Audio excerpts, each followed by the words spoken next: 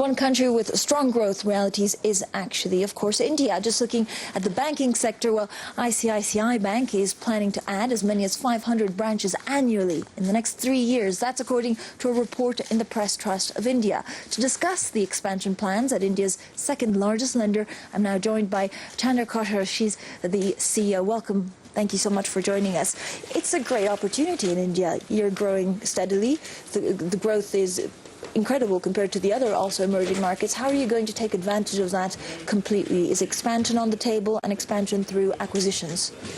Yes, actually growth opportunity is very well diversified in India. I mean, the growth is getting driven by domestic consumption and by the investments that are taking place. So for the banking sector, it's a huge opportunity. As our GDP grows by 9% per annum, banks like us can grow at upwards of 25% per annum. And this growth will come across the consumer, the corporate, the SME sector. That is, but organic growth? Yeah, on top of that, you can do acquisitions. So, the whole approach would be to really plan ourselves to grow organically for sure. And that's why the plan to add about 500 branches every year.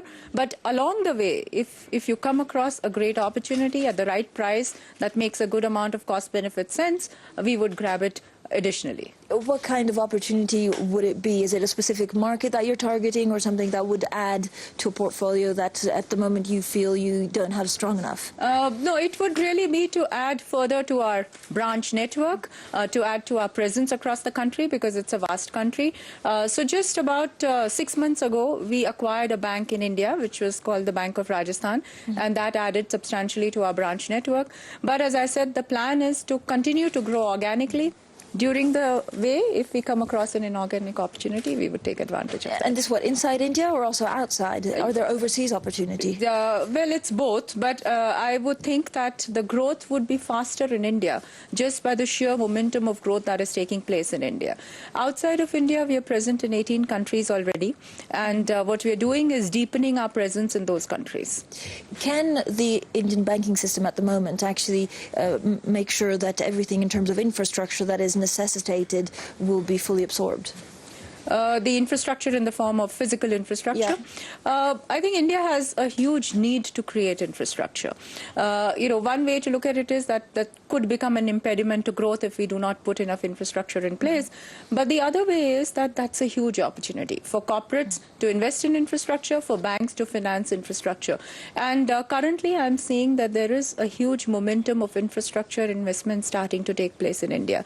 And what we will have to ensure is that from the Indian banking sector, with a mix of short-term, medium-term, long-term funds, and a mix of funds from the global capital flows, we have to manage to fund this infrastructure requirement.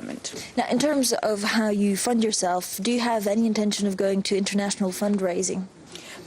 We are listed on the New York Stock Exchange, so our equity shares do get raised from the global markets.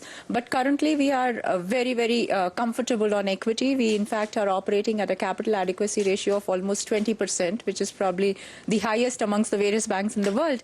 So we don't have any immediate need to raise equity capital.